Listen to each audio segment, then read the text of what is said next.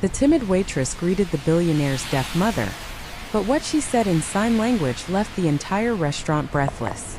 Under the glittering chandelier of Leonard, Emily Stone adjusted her black uniform for what felt like the 100th time.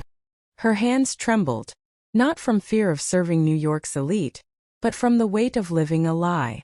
Once a rising star in finance, she now survived by pretending to be invisible. "Table 12 needs more wine," called Sarah, the head waitress. "And for heaven's sake, don't spill it on Mr. Blackwood again. He's already complained twice tonight." Emily picked up the bottle of Chateau Margaux, its price higher than her rent. Alexander Blackwood. Even his name carried power. For months she'd served him without ever being seen. Just another shadow in his perfect world. The restaurant hummed with quiet wealth, soft laughter, gold cutlery, and conversations untouched by rent or hunger. Emily had once belonged to that world. Now she only watched from the margins. "Excuse me, miss." The deep voice behind her froze her in place. She turned and found Alexander Blackwood standing close, his steel gray eyes locking onto hers. His tailored suit, his perfect composure, every inch of him radiated dominance. "Your wine, sir," she murmured. "Not for me." He gestured toward a graceful woman seated behind him. "My mother's been trying to get your attention." Emily followed his gaze. Victoria Blackwood, elegant and silver-haired, smiled warmly while her hands moved delicately in sign language. Without hesitation, Emily placed the bottle down and signed back. "Good evening. How may I assist you?" Victoria's eyes lit up in delight. "Oh, wonderful. I wanted to compliment the chef on the salmon. It reminds me of Paris years ago." Emily's hands danced gracefully. "I'll tell him. Would you like me to ask about the recipe? He uses a special blend of herbs." The restaurant fell silent.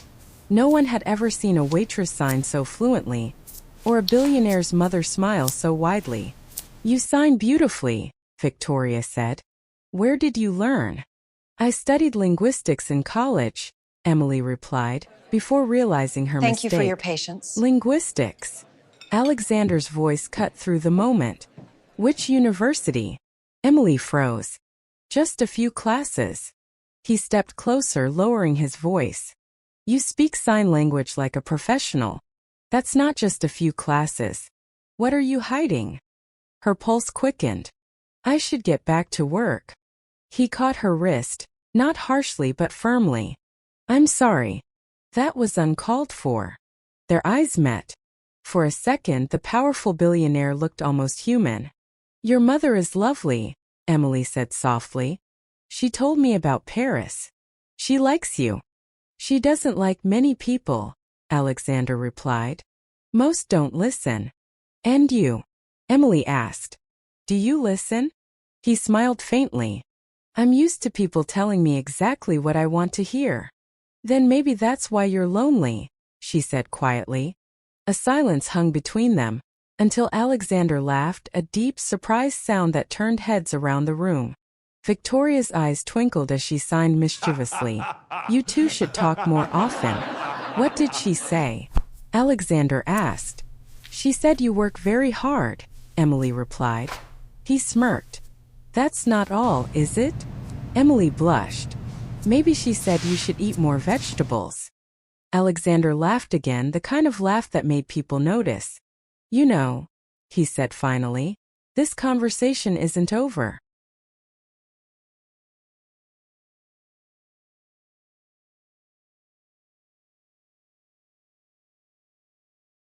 The room still hummed with whispers long after Alexander's laughter faded. Emily felt every eye on her as she turned away, forcing herself to focus on her duties. She had worked for months to stay invisible, and in one careless moment she had undone it all. "You sign beautifully," Victoria had said. "Where did you learn?"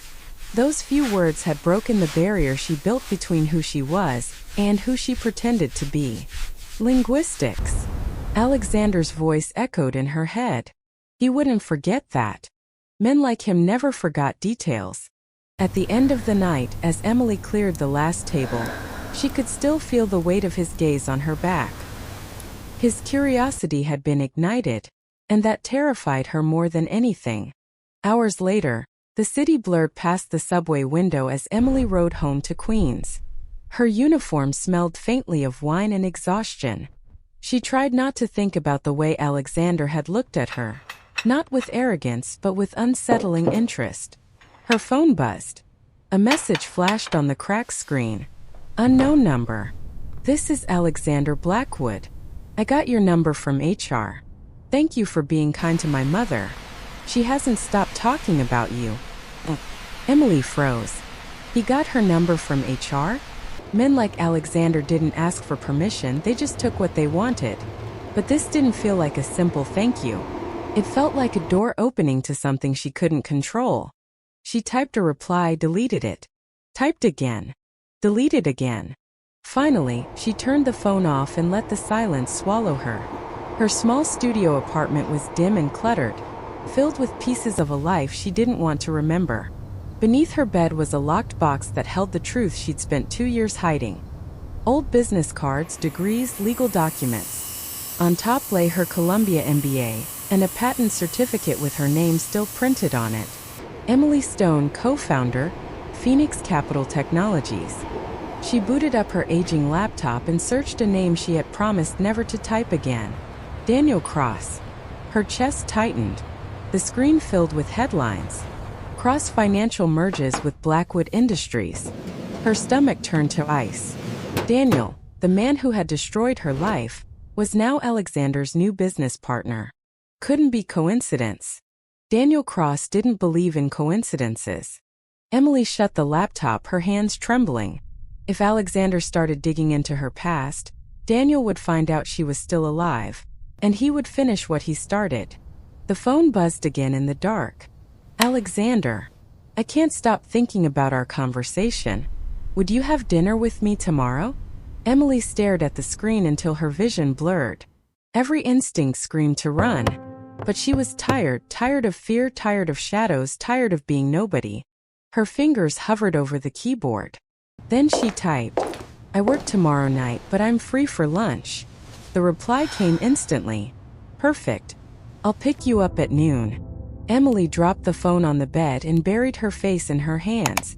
She was either about to make the biggest mistake of her life or finally take the first step toward reclaiming it.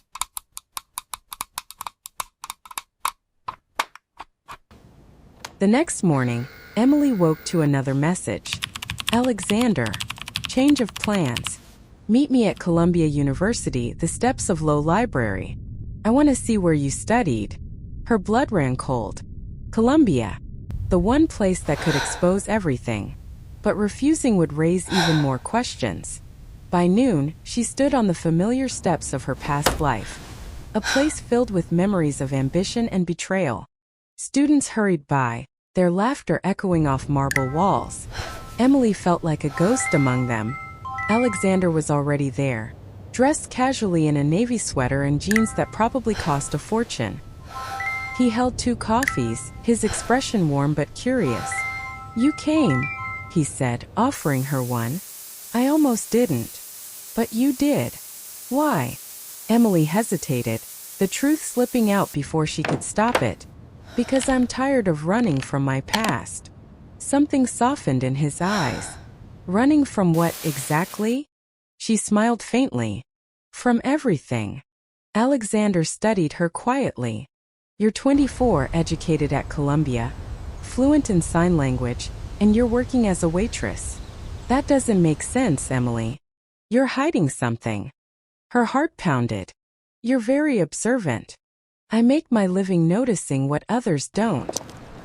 He gestured for her to sit beside him. So what happened? Bad luck? A broken dream? Or a man?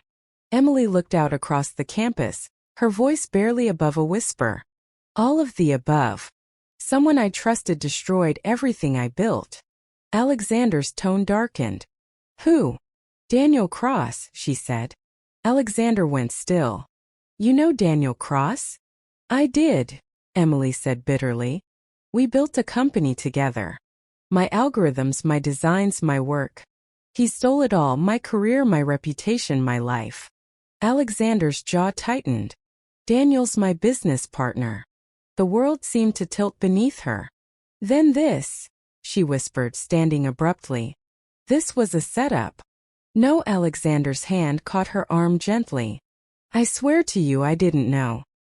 He never mentioned you. He wouldn't. He made sure everyone forgot I existed. Then let me prove it, Alexander said. Let me show you who he really is. He pulled out his phone and pressed a contact. The name Daniel Cross appeared on the screen. Alexander, my friend, came the smooth voice-over speaker. Perfect timing. I met someone who says she knows you, Emily Stone. Columbia University. Finance background. A long pause. Then Daniel's voice, cool and casual. Emily Stone? Doesn't ring a bell. Should it? Emily's stomach twisted. His lie was effortless. Maybe I misunderstood, Alexander said. She seemed pretty sure. Daniel chuckled. Probably some opportunist trying to use my name. Happens all the time. Be careful, Alexander. People will say anything to get close to you. The call ended. Silence hung heavy between them. Emily stared at the ground. He erased me so completely he can lie without blinking. Alexander looked at her, anger flickering in his eyes. You were engaged to him, weren't you? Emily nodded, tears welling. For 2 years. We built everything together. And he destroyed me. Alexander stood, determination hardening his expression. Then I'll find out the truth, he said. And I'll make Daniel Cross pay for what he did to you. Emily looked up, startled by his conviction. Why would you risk your business for me? Alexander's voice softened. Because for the first time in years, I met someone who didn't want anything from me. You spoke to my mother, not my money. That matters. For a moment neither spoke. The autumn wind stirred the fallen leaves around them. Emily, Alexander said finally, his gaze steady. You've spent 2 years surviving. How about we start fighting back? She looked at him, the billionaire who could destroy her or save her, and felt something she hadn't felt in years. Hope.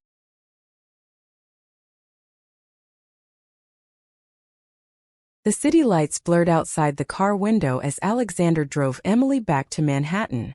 Neither spoke for a long time. The silence between them was thick, not with awkwardness but with realization.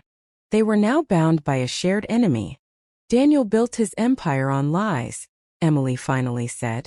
And every lie has my name buried underneath. Alexander's grip on the steering wheel tightened. Then we'll dig your name out. His office towered above the skyline, a palace of glass and control. Inside everything gleamed, the leather, the steel, the silence. Emily felt small there, a shadow of her former self. Why am I here? She asked softly. Because I need to see something, Alexander said. You. He poured 2 glasses of scotch and handed her one. If Daniel Cross stole from you, he didn't just take ideas. He took identity. I want to give it back. Emily hesitated. You think you can fix this? I don't fix things, he said quietly. I expose them. He turned his laptop toward her. On the screen were 17 patents registered under Cross Financial, algorithms, risk models, predictive systems. All stolen from her. These belong to you, don't they? Her breath caught. How did you? I checked the filing dates. 6 months after you disappeared. The code structure matches your published thesis at Columbia. Emily stared at the screen. Proof, undeniable proof, that her life had been rewritten. Daniel erased my name from everything, she whispered. He even rewrote the partnership contracts. Alexander leaned back. That's corporate fraud. And I have the lawyers to prove it. She shook her head. You don't understand who you're dealing with. Daniel doesn't lose. He destroys. Alexander smiled faintly. So do I when I have to. He made a call. Charles Morrison. I need you tonight. Yes, tonight. We're dealing with stolen IP, and a liar named Daniel Cross. Emily's heart pounded. Alexander, stop. You'll blow up your deal. Good, he said simply. If my success depends on stolen work, then I don't want it. She stared at him. This man who could have chosen silence and profit but didn't. Why are you doing this? He looked at her for a long moment. Because yesterday you treated my mother like a person, not like a burden. And because Daniel Cross just lied to my face. Her throat tightened. You'll regret this. Maybe, he said, stepping closer, his voice lower now, almost tender. But I'll regret it more if I do nothing. Alexander brushed his thumb gently along her cheek, catching the tear she hadn't noticed fall. Are you ready to fight back? Emily nodded, her voice trembling. I don't even know how anymore. I do, he whispered. And you won't be fighting alone. Hours later, as she rode the subway home, her phone buzzed again. Alexander. Daniel wants to move our meeting to Monday. Says he has exciting new developments. Emily. Be careful. He's dangerous. Alexander. So am I. Emily closed her eyes. For the first time in 2 years, she wasn't running. She was waiting and ready. Mornings started changing before I realized they had. Not with headlines or parades, but with small mercies stacked like clean plates. The Echo Lab opened on a Tuesday because that felt right. We cut a ribbon made of reflective tape, not silk, and Ava signed the first lesson from the doorway. Slow is smooth. Smooth is fast. She wore a navy dress and an expression that could stop a storm.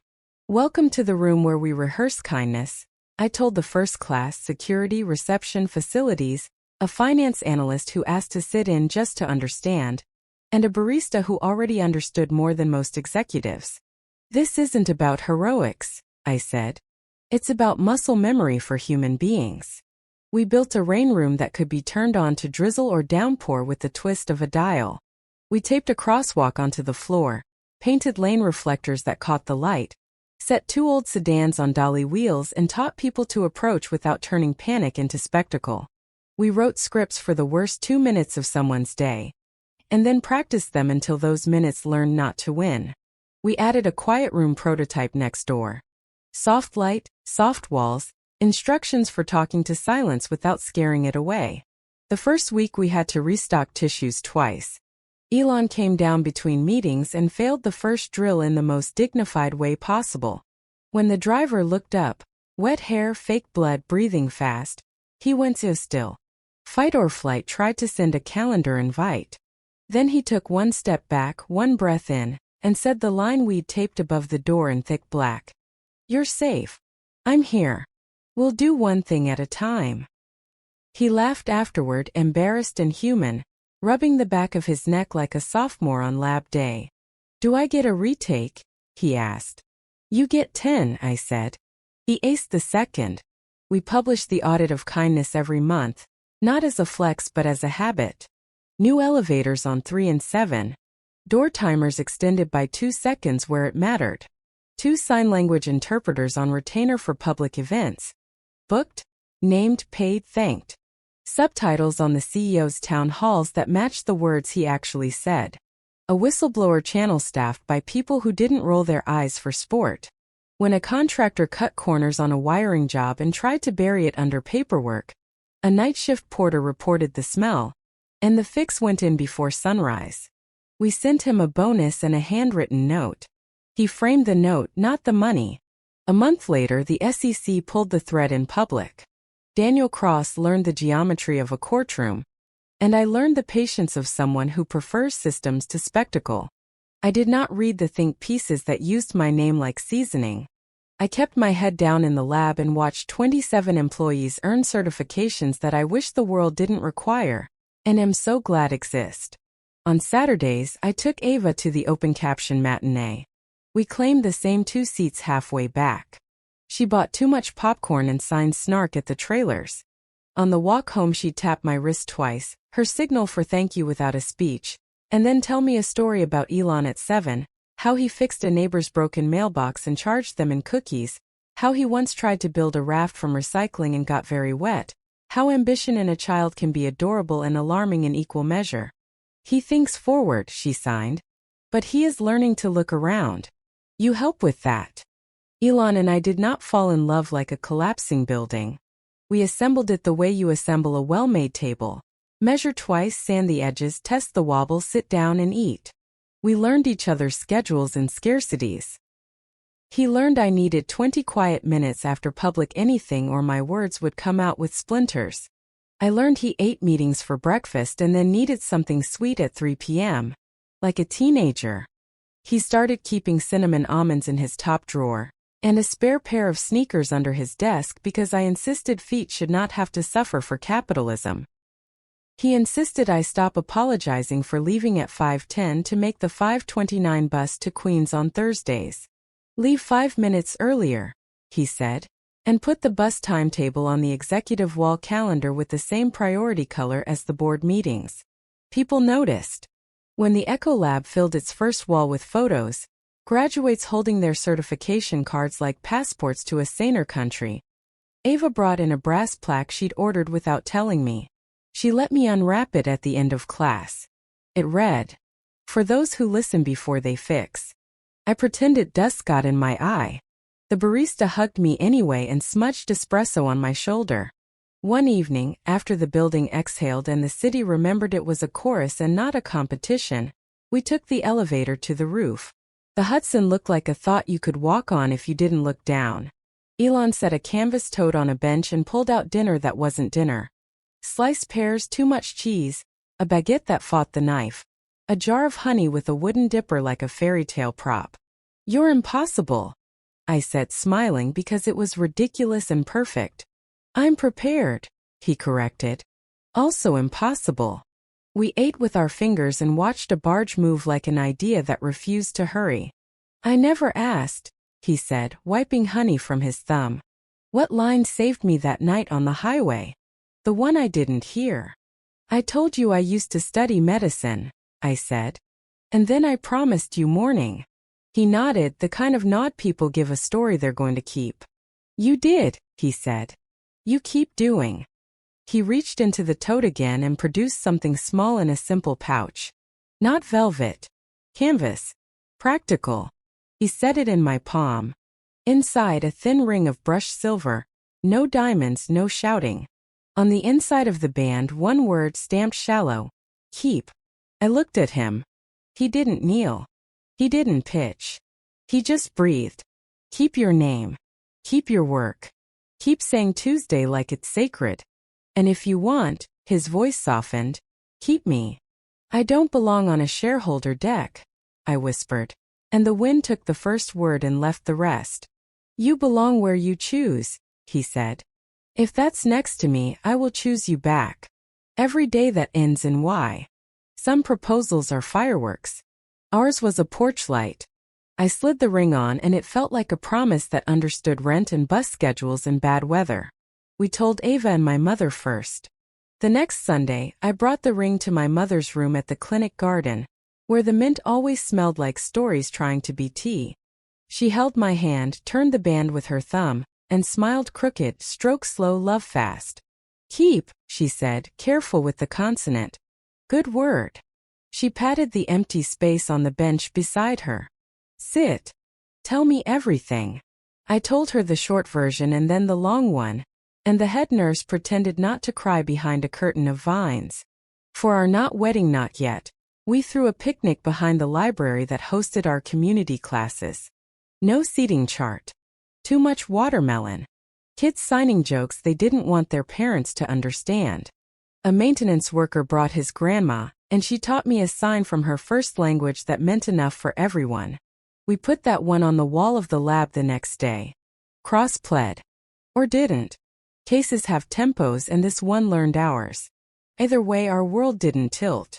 We had doors to measure and audits to publish and 36 new hires to onboard with a welcome packet that included a map to the quiet rooms and a note from me that said, if your brain needs a bench, take one. We will not grade you for being human. HR tried to make me soften the line. Elon told them to make it a poster. On a Thursday that felt like a Sunday, I walked past the original river curve where rain turned a road into a memory, and I counted my breath in eighths the way we teach in the lab. A jogger tripped, laughed, stood up, kept going. A delivery cyclist stopped to hand a bottle of water to a stranger, and then pedaled away like it wasn't a miracle. A little boy asked his father what the big building was, and his father said, "That's where they make the elevators wait." And I had to sit down on a bench and grin at a gull like a fool. Later that night back home, I taped a new checklist to my fridge. Pay mom's copay. Replace lab batteries. Call facilities about the hallway glare on 14. Bring more granola bars to the quiet room bin. Schedule time off. Elon added that last one with a smiley face that he pretended wasn't a power move. I stared at the list, at the ring, at my reflection in a saucepan, and realized this was it. No big finale, just the life that fit. If you're listening to me now with the night around you that feels bigger than your walls, here's what I know. Shock will try to make you sprint. Pain will tell you the room only has one door. Hope will whisper map words you can't trust yet. Justice will click like a latch you fixed once and forgot. Happiness won't roar. It will take your hand and lead you out to the fire stairs where the air is cooler, and the city hums at a distance that feels kind. Keep the small. Keep the Tuesday. Keep the list that turns chaos into chores. Keep the promise you made to your past self when you were too young to know it would be hard. Keep a bench near the mint. Keep the ring if you want to. Keep choosing each other in boring ways. My name is Lena Harper. I was invisible for a while. Now I run a lab that rehearses the moments people used to leave to luck. I love a billionaire who learned how to listen. We don't have a fairy tale. We have a calendar and a key card and a building where the elevators wait a little longer than they used to. And when the rain returns, and it will, I'll put on my beanie, check the go bag by the door, kiss Ava on the cheek, squeeze Elon's hand twice and go downstairs. Because somewhere, someone's worst 2 minutes are starting. And we have practice for this. The first time a stranger's life changed because of our lab and I wasn't there. It felt better than any rescue I'd ever touched. It happened on a Tuesday because of course it did. A janitor named Miguel at Pierpoint Station saw a woman fold in on herself between the turnstiles and the coffee kiosk. Old New York would have turned the scene into a circle of staring. New York, our New York, had a different muscle memory. Miguel had his badge, his training, his 2 sentences ready. You're safe. I'm here. We'll do one thing at a time. He kneeled the way we practice, off-center, not looming. He asked the station agent to dim the platform speakers for 2 minutes. A food cart vendor brought napkins and a chair without being asked. Someone pressed the quiet room beacon we'd installed near the metro map, which is not really a room in a subway but a promise to lower the temperature of the air. The woman's breathing slowed. Her hands unclenched. By the time the EMTs arrived, the story already had a gentle ending. Miguel emailed the lab later. Your scripts worked. I didn't freeze. We printed the message and taped it to our wall of small victories. Elon insisted we send Miguel a thank you and a stipend equal to a bonus, and then quietly reimburse the vendor for a week's worth of coffee because generosity is a habit you can scale when you practice. That was the rhythm now, systems doing the job heroics used to fail at. Scaling a rhythm is a stubborn miracle. You have to fight the urge to make it shiny. People love a launch, they fear a checklist. I learned to bring both. At the City Hall briefing, I wore the black blazer I save for rooms that forget my height and brought 2 stacks. One that looked like a brochure, one that looked like homework. The deputy mayor wanted numbers. The transit chair wanted stories. The budget director wanted to not be surprised. I gave each of them exactly 1 page they could love. Elevators waiting 3 extra seconds doesn't sound like policy, the budget director said. 3 seconds times 30 floors times 6 elevators times 5,000 people a day, I answered, sliding over a chart, is 30,000 micrograces a week. It's also a 7% reduction in door jam incidents, which costs you less in maintenance than you spend on bottled water for press conferences. He laughed, then nodded. We left with a pilot agreement, not a promise. Pilots are where dreams become spreadsheets. We love a pilot. Pilots get renewed. We took Echo outside the building and into the city, libraries, clinics, street fairs, warehouse floors. Ava joined every session she could, signing clarity into rooms that had learned to mumble. She taught a crowd of longshoremen how to defuse a panic spiral with open hands and eye level. "You don't have to speak my language to understand me," she signed, slow and sharp. "But you do have to want to." The foreman lifted his ball cap and scratched his head and asked for a copy of the manual. He called me a week later to say 2 of his guys used the drill on a pier when a forklift backfired and everyone's brains decided it was 1999. "No stampede," he said. His voice cracked on the last syllable. "We sent more manuals." The press came around, then away, then back again when a headline served them. We let them use us for their arc as long as they spelled our staff's names right and included the quiet room directory at the end of every story. When a morning host tried to turn me into a brand, I gave the camera a smile I learned from Ava, sweet steel underneath. "We're a calendar, not a cape," I said. "Do the boring thing that saves the day." It didn't go viral. I slept well anyway. Inside the company, justice learned a new shape, policy that stuck. We codified the whistleblower channel with a 72-hour response guarantee that legal initially hated and later bragged about to their friends at conferences. We added a line item to every capital request. "Where does this choice fail the body?" Some managers rolled their eyes. Then an intern used the question to catch a design flaw in a warehouse plan that would have created a dead-end aisle big enough to trap a stretcher. The architect shrugged, fixed it, and later told me, "I almost learned this lesson in front of a judge. I prefer blueprints." Elon changed while pretending he didn't. He still ran 8 meetings before lunch. He still bought more whiteboards than any human could need. But he also started scheduling what he called field days, once a quarter, when executives had to go sit beside the people their memos affected. Facilities, reception, night shift, and shipping. They couldn't bring slides. They could bring donuts. He went first and stayed the longest and took the most notes. Culture is a ladder you build by standing on it. At home, we stayed unfancy on purpose. The reason is not moral superiority, it's sanity. Fancy has too many instructions. Our apartment learned our laughter. The plant near the window finally forgave me for underwatering it in March. My mother called the ring the quiet one and asked me if I was still eating breakfast. "Yes," I said, and it was true at least 3 days a week. On Sundays, we walked the long curve by the river and counted dogs. Elon is better at breeds. I am better at names. He carries extra poop bags for community, which is how I know he is truly a New Yorker now. We do not post these walks. We keep them like matches in a dry tin.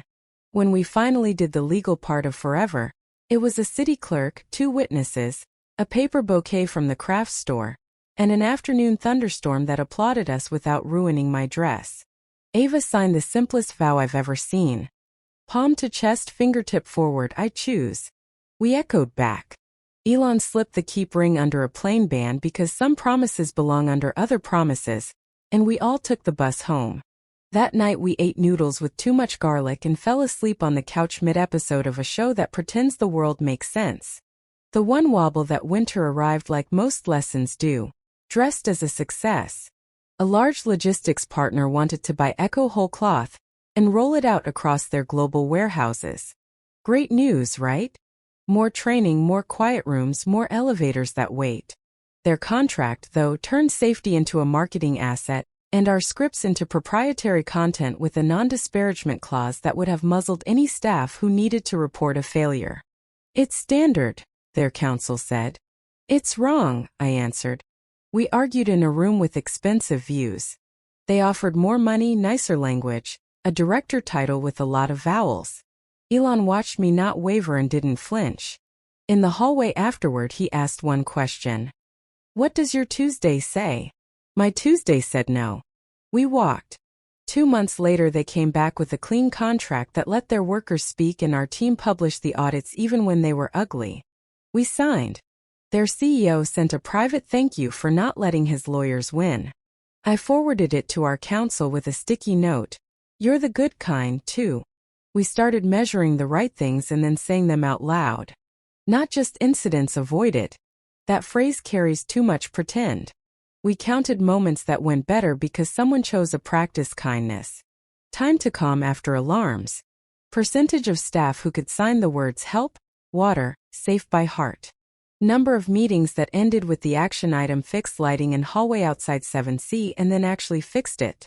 We built a dashboard that would bore a venture capitalist and make a night shift nurse cry. That's our demographic. After our one-year audit, we hosted an open house for the neighborhood. A Saturday of coffee and drills for families. Kids learned to dial 911 without fear and practice saying their address to a stranger in a yellow vest who knew how to listen. A grandmother taught me a phrase in her first language that meant talk softer, and laughed when I got the vowel wrong. We added her sign to our wall next to enough for everyone. Around sunset, a delivery guy named Sam came back through our doors to return a wallet someone had dropped on the street. He handed it to me like it was a baby bird. Felt wrong to post it, he said. Felt right to bring it somewhere the elevators wait.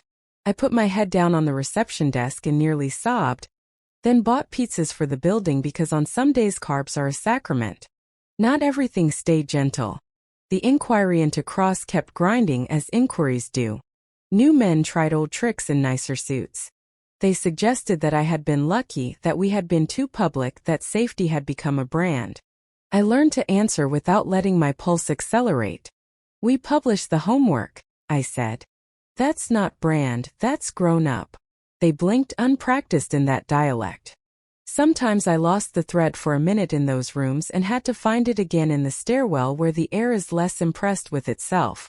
On a hard Thursday, Ava found me there and pressed a folded napkin into my palm. Inside, 3 signs drawn in thick marker, the same we teach on day 1. You. Safe. One thing. She tapped the paper, then my chest. I signed back, keep. We both smiled like conspirators and went back to work. If you came looking for fireworks at the end of this, I can't help you. We don't do fireworks. We do porch lights and laminated checklists and drills until everybody in the room, tall, small, jittery, stubborn, learns a choreography that makes emergencies less cruel. What I can give you is this. A letter from a teacher who used our scripts to get 26 second graders calm when a transformer blew behind the school, and the building made that awful bang that steals your balance. She wrote, I thought I'd panic. Instead, I heard your voice in my head say one thing at a time. We counted the blue chairs. We breathed on 8. We were okay. A voicemail from a commuter who missed his train because he took an extra minute to load a stroller into the elevator, and then watched 2 people in suits wait without sighing. He said it felt like the city remembered itself. A photo from Miguel at Pierpoint Station of a new badge on his lanyard, Echo Lead, and a grin so wide it should be a billboard for dignity. A garden bench plaque that Ava had made without telling me, bolted to the courtyard behind the lab. For the ones who lower the volume. People sit there even when they don't need to. That's how you know a place is working. And this ring on my hand, quiet as the first cup of tea in a clean kitchen. With the word we chose when everything else was too loud. Keep. We keep going. We keep the small. We keep the discipline that turns a miracle into a manual. We keep each other, not in the way of possession but in the way of attention, the scarcest resource, the one that multiplies when you spend it on people. Tonight the city hums kind again. The lab lights dim themselves, the elevators rest, the dashboard ticks over to a new day. Elon leans in the doorway with that look that means he remembered to eat, and also brought me a muffin because he suspects I did not. Ava texts a heart with 2 dots. A shorthand only we use and only we need to. And somewhere a janitor, a teacher, a guard, a barista, a CFO practicing humility is about to meet someone else's worst 2 minutes and make them smaller. I won't be there. That is the point. My name is Lena Harper. I am not invisible. I am not done. I am married to a man who can move markets and chooses, as often as he can, to move chairs instead. We built a lab that rehearses kindness and publishes its homework. We chose Tuesday like a sacrament. We chose each other like grown-ups. We chose to keep. The long game isn't love or justice or hope. It's maintenance. It's showing up. It's oiling hinges and refilling tissues and checking any batteries and asking the room to breathe with you. It's letting joy be quiet and effective. If you want a beginning, here it is every morning. You're safe. I'm here. We'll do one thing at a time. 2 years after the night the highway learned our names, I woke up to birds arguing with the garbage truck and realized I hadn't braced for the day. That alone felt like a holiday. Elon was already in the kitchen, sleeves rolled, hair a little ridiculous from pillow physics, pouring water over coffee like it was a ceremony he'd invented. He still keeps the extra mug warm on the stove for me. Field day, he said without turning. You and me. No slide decks. Comfortable shoes. Copy, I said. Comfortable shoes are our love language. We started at the South Pier warehouse because forklifts tell you more about a company's soul than any mission statement. The shift lead, a woman named Pri, met us with a clipboard that had been loved into a stub. She didn't flinch at Elon's presence. That's new. She pointed to the new aisle markers, color-coded to match echo evacuation maps. We used to treat the floor like Tetris, she said.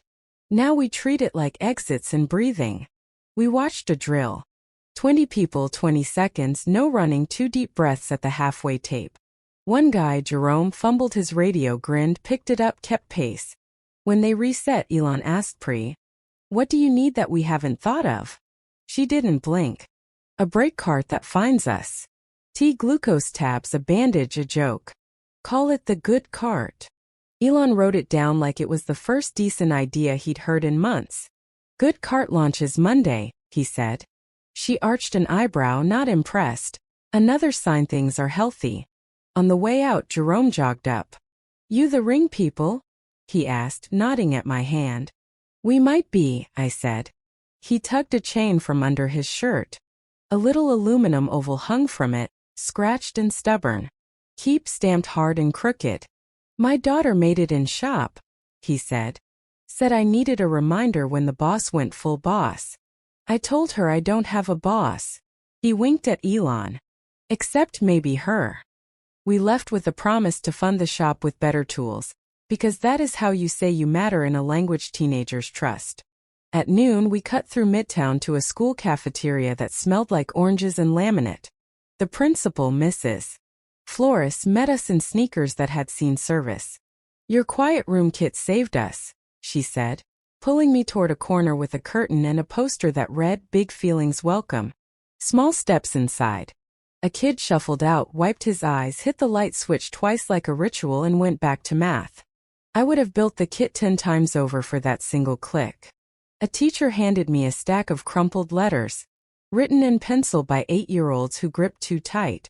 The breathing box helps when Tyler is loud. I teach my mom figure 8. The timer is fair. One had drawn our 3-sign sequence, use safe one thing with stick hands. Elon pretended to examine the ceiling for a full minute, because he refuses to cry in front of children who can weaponize it. Mrs.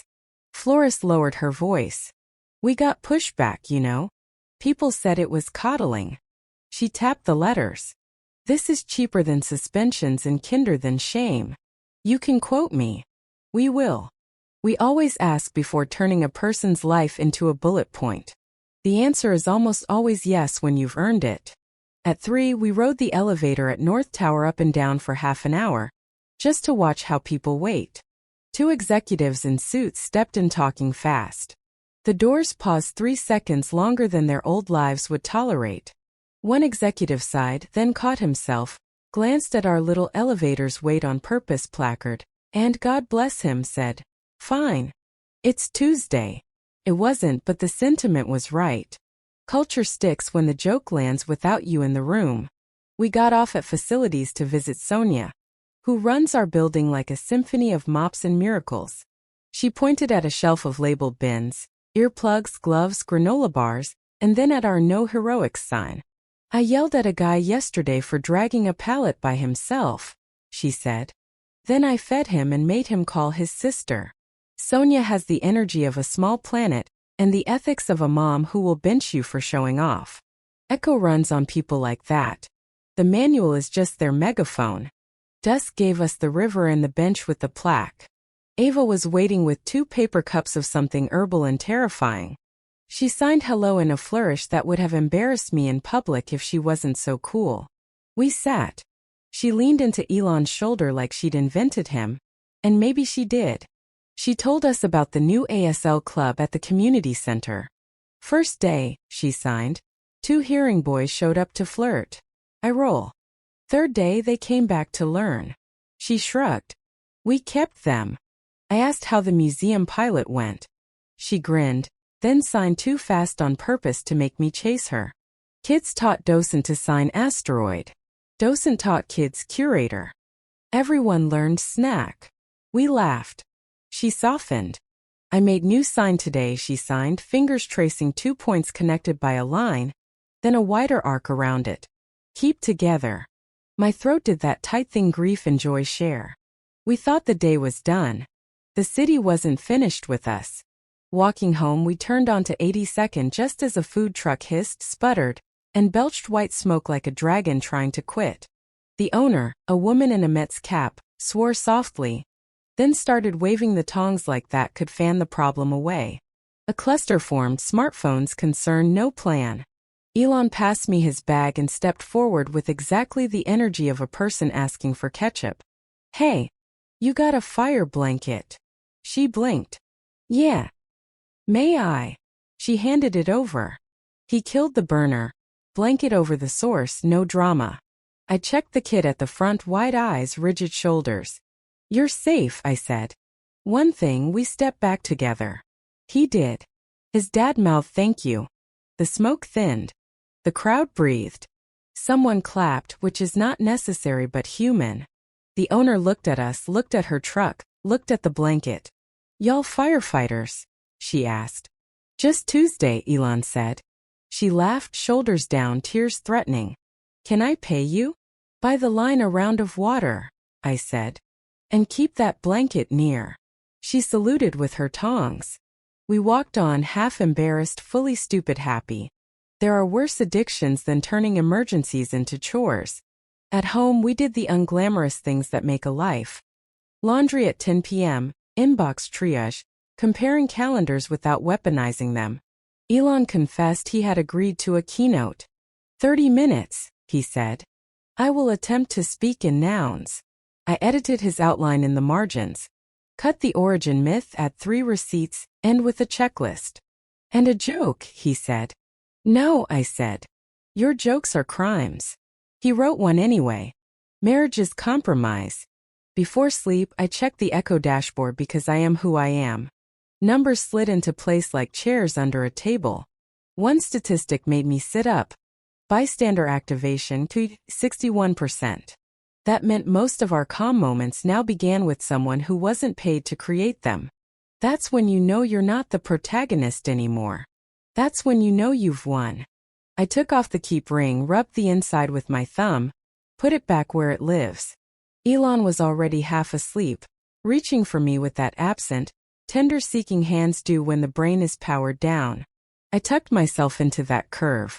The city hummed kind. In the morning, a letter was waiting in my inbox with no subject line, which is usually a disaster. This one wasn't. It was from a woman in a building we'd never visited, on a block we hadn't mapped yet. My father fell at the post office yesterday. Not dramatic, just the kind that breaks something you need. A man in line got down on the floor, told us to breathe, asked someone to prop the door, and kept the rest of us from turning into a crowd. He said he learned it at a class the elevator people taught. I don't know who you are. I think you did that. Thank you for making strangers brave the boring way. I read it twice, then forwarded it to the lab with one line. Put this on the wall between the AED checklist and the snack shelf. Where it belongs. Elon patted in, hair newly gloriously chaotic. You're smiling like a raccoon in a bakery, he said. People are choosing each other, I said. He kissed my cheek, tasted like toothpaste and coffee, and said the thing that started all of this and keeps starting it, every day we're lucky. You're safe. I'm here. One thing at a time. The first hint that something had shifted for good wasn't an award or a headline. It was the way the building exhaled during a fire alarm and nobody ran. It was a drill, unannounced, inconvenient, exactly the time you learn what you've actually taught. The siren lifted, the strobe lights blinked, and an entire floor of people put down what they were scared to lose and did what their bodies now knew. Doors propped. Elevators held. 2 breaths at the halfway tape. Pre's good cart rolled down the corridor like a tiny parade, handing out water and stubborn candy. A new hire started to bolt, saw the no heroics sign, laughed at himself and fell into pace. I watched from the landing with Sonia, queen of corridors. She didn't look at the crowd, she listened. "No panic," she said. "That's a new sound." Then she elbowed me. "Don't get soft. We're only as good as the next Tuesday. Tuesday is our holy day. Quiet, plain, and full of work." At City Hall, the Echo Standard, our boring, beautiful checklist, was up for a vote. Not a law. A blueprint. If public buildings wanted tax credits, they would have to show receipts. Quiet room kits, evacuation pacing, AED mapping, and staff trained to be the kind of strangers you pray for. We sat through 3 hours of public comments that smelled like coffee and nerves. A property lobbyist warned about burdens. A teacher from Brooklyn, hair in a hurricane bun, said rest was cheaper than suspensions. A bus driver named Malik told them about a morning on the Q54 when a kid panicked and a whole bus remembered how to breathe because the driver said, "One thing at a time, like a traffic light." He nodded at me. I nodded back. That's all it took to feel my throat go tight. Ava came to the microphone in a navy blazer and bright sneakers. She signed while her interpreter spoke, and she used the older forms on purpose so the history showed through the grammar. "When my son was small," the interpreter said, "people shouted louder when they found out I was deaf. That is not help. Today I stand in buildings where quiet is designed. That is help." She signed "keep" across her heart, fingers shaping a loop with a promise inside. The chamber, for once, was silent in the good way. The measure passed 6-1. The one no cornered me in the hallway afterward to ask for a selfie for my wife. We took 2. We celebrated at the warehouse with the most unphotogenic party in the history of corporate America. Folding tables. Paper plates. Someone's Bluetooth speaker trying its best. Elon grilled vegetables like a man auditioning for a dad in a commercial and failing magnificently. Pre invented a game called Name the Exit You Forgot in 2019. Sonia heckled the judges. Jerome's daughter presented him with a new keep tag stamped straighter than the first and made me promise to take a photo of the metal shop's new drill press. Promised. We all clapped like fools. Later, when the sun slipped behind the cranes and the water turned dark silver, Elon tapped his glass with a fork and, God help him, told a joke about elevators. It bombed politely. Then he threw away the note cards I had bled over and said the only line that mattered. "I thought building a company was about speed," he told them. "Turns out it's about cadence, how we keep each other moving at a human pace." He looked at me, then at Ava, then at the folks who keep our floors from conspiring with gravity. "Thank you for giving me a better metronome." I added a single sentence because marriage is about the handoff. "And thank you for turning our work into your habits," I said. "That's the miracle." A week later, the miracle got tested. Not with fire. With dark. A grid hiccup turned into a domino run from Queens to the Upper West Side. Streetlights went amber then black. Elevators paused. Screens blinked out. New York held its breath the way only New York can, sharp, ready, a little offended. I was on the F train between 2 stations, those long, lawless minutes when the car becomes a small country. Someone swore softly. Someone laughed way too loud. A toddler began the first syllable of a howl. "Okay," I said, not loud but steady. "Old habit. New right. You're safe. I'm here. One thing at a time." The woman beside me turned on her phone flashlight, angled it down so it didn't stab anyone's eyes. A teenager pulled out earbuds and offered one to a stranger who looked like the day had already taken too much. An old man did a crossword with a pencil stub and called out clues like bingo. A nurse, scrubs, backpack, exhaustion, tapped my arm and whispered, "Is this you?" I shook my head. "This is us." In 37 minutes the power came back. In 37 minutes nobody cried. Nobody yelled. Nobody turned a tight space into something smaller. We got off at West 4th like we'd been practicing for a year. In a way we had. Upstairs, the blackout winked in and out across the river like a giant, moody fish. The bench with our plaque had 3 people on it and 2 coffees balanced on the brass. For those who listen before they judge. Someone had tucked a bus transfer underneath. I left it there. Evidence is sacred. Called Elon. He answered mid-hustle. All good, he asked. All good, I said. Subway choir. No casualties. Sonia's going to be unbearable. He laughed, gave me 4 updates and ended with our benediction. You're safe. I'm here. One thing. The wedding was a Thursday at the community garden, because Thursday didn't expect much and the tomatoes were showing off. We kept it legal and low like we were trying to trick the universe into letting us be happy. Ava signed the vows for us and then signed her own. I promised to scold both of you in equal measure. Pre cried into a napkin with OSHA printed on it because she comes straight from a training. Jerome's daughter filmed and added captions so the video would work without sound. Our rings were simple bands stamped inside with keep and a small crooked heart. Elon's hair behaved for once. Mine didn't. No one cared. After, we walked to the pier and watched a barge move slower than my patience on hold with an insurance company. If we ever have kids, Elon said, casual, terrified, I vote we teach them to count exits before sheep. First we teach ourselves to sleep, I said.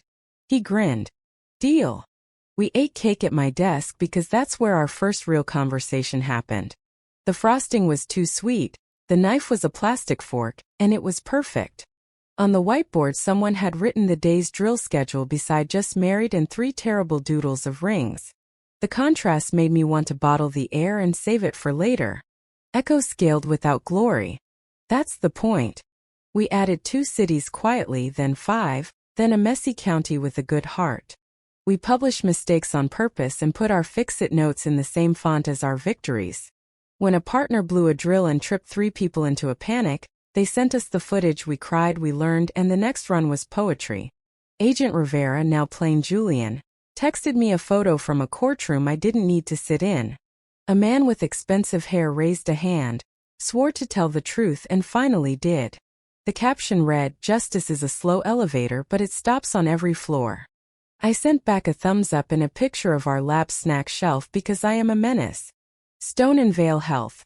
Yes, we hyphenated with purpose, funded 32 heartbeat scholarships in year 1. The requirement wasn't GPA. It was a story with a receipt. A care worker supporting a parent. Parent returning to care. A human paying the tax that life levies on the gentle. We hired 3 of them part-time at Echo. They took over the lab by week 2 and taught me to label the bins better. Mrs. Flores sent us a voice memo of her lunchroom. It was 10 seconds of nothing much. Trays, a scrape, someone saying my turn without crying about it. She ended with, our suspension rate is down 62%. Our lost and found is up 100 because kids aren't scared to admit they drop things. Data. Joy. Same spreadsheet. On the anniversary of the crash, I walked to the river by myself because grief and gratitude are heavy, and Elon had a board fight where he needed to be very polite to people who like to be reassured by charts. I took the crowbar from our lab, the one we keep to remember what hands can do, and leaned it against the railing like a relic. A man jogging slowed, nodded like he knew what it was, and left me alone, which is a kindness too. The rain came on soft, then sure. I let it right on my face. I said my 3-sentence prayer to the water and the stubborn road. You're safe. I'm here. One thing. The city answered with a fairy horn that was definitely not about me and felt like it anyway. When I got home, the apartment smelled like garlic and a valiant attempt at pasta. Elon was in an apron that said emergency contact because our friends have opinions. He had one smudge of sauce on his cheek. Ava sat at the table making a grocery list in a handwriting that could teach discipline to the moon. She signed, "You're late." We waited, but the noodles didn't. I kissed her head, wiped Elon's cheek, and set the table like I used to set trauma trays. Placements, access, clean edges, peace. We ate, we debriefed. He told me about a VC who wanted Echo to be stickier. I told him about a quiet room curtain vendor who put Velcro on the wrong side so the soundproofing whispered insults. We laughed. We put the day away. Before bed, I check the dashboard because I am loyal to the boring things that keep us alive. Numbers lined up. One new entry pulsed at the bottom. Bystander story 2041. Post office Sunset Park. A woman fainted. A line of strangers slowed the room. Someone said, "I learned this at a building with very patient elevators. EMTs called it textbook. I call it Tuesday. Thank you, whoever you are." I pinned it to the top. Elon slid an arm around me, read over my shoulder, and did the small foolish thing that makes a life. He pressed his brow to mine and breathed at my cadence until we matched. We turned off the lights. The city hummed. The ring on my finger felt exactly right. Not heavy, not precious, just true. The engraving warmed against my skin, as if metal could remember. Keep the pace that lets love survive work. Keep the order that keeps panic from pretending it is necessary. Keep the door open, propped with a shoe, for whoever is coming behind you with 2 coffees and a day that could go either way. You're safe. I'm here. One thing at a time. And if you ever forget, find the nearest elevator with the sign that tells you to wait. Read it twice. Then look around. If we did this right, the room will already be helping you remember.